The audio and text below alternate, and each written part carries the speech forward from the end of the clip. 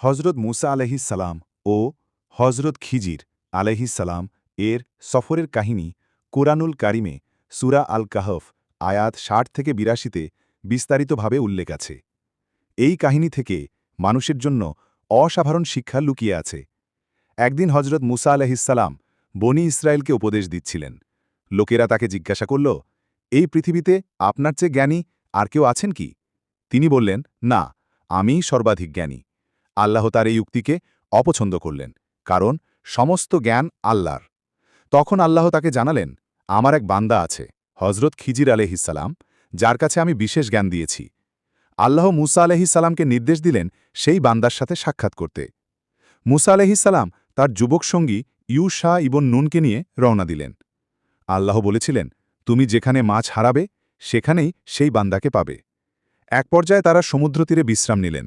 তখন মাছ জীবন্ত হয়ে পানিতে সাঁতার কেটে চলে গেল। পরে বুঝতে পারলেন এটাই ছিল সংকেত।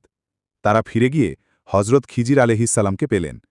মুসা আলাইহিসসালাম খিজির আলাইহিসসালামকে বললেন, আমি কি আপনার অনুসরণ করতে পারি, যাতে আপনার দেওয়া জ্ঞান থেকে শিখতে পারি? খিজির আলাইহিসসালাম বললেন, আপনি আমার সাথে ধৈর্য রাখতে পারবেন না। যা কিছু ঘটবে তার রহস্য আপনি বুঝবেন না। মুসা আলাইহিসসালাম প্রতিশ্রুতি দিলেন, ধৈর্য ধরবেন। এরপর আরও ৩টি ঘটনা। ১. নৌকা ক্ষতিগ্রস্ত করা। তারা একটি নৌকায় উঠলেন। হজরত খিজির আলাইহিসসালাম হঠাৎ নৌকায় গর্ত করে দিলেন। মুসা আলাইহিসসালাম বললেন, এ কি করলেন?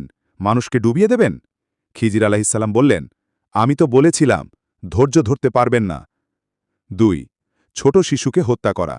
এরপর তারা এক শিশুর সাথে দেখা করলেন। খিজির আলাইহিসসালাম শিশুটিকে হত্যা করলেন। মুসা আলাইহিসসালাম বিস্মিত হয়ে বললেন, এ কি ভয়ঙ্কর কাজ! একটি নির্দোষ প্রাণকে হত্যা করলেন। ৩. প্রাচীর ঠিক করে দেওয়া। এরপর তারা এক গ্রামে গেলেন। লোকেরা তাদের অতিথি করল না। তবুও খিজির আলাইহিসসালাম ভেঙে পড়া দেয়াল মেরামত করে দিলেন। মুসা আলাইহিসসালাম বললেন, চাইলেই এর জন্য মজুরি নিতে পারতেন। শেষে খিজির আলাইহিসসালাম বললেন, নৌকার ব্যাপারে, এটা ছিল গরিব জেলেদের নৌকা। সামনে এক জালিম রাজা ছিল, যে ভালো নৌকাগুলো দখল করে নিত।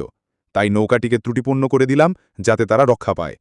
শিশুর ব্যাপারে, এই শিশু বড় হয়ে অবাধ্য হয়ে তার বাবা মাকে কাফেরতার দিকে নিয়ে যেত। আল্লাহ এর বদলে তাদেরকে নেক সন্তান দান করবেন। দেয়ালের ব্যাপারে, এটি ছিল 2 ইয়াতিম ছেলের সম্পদ। তাদের পিতা ছিল সৎ মানুষ।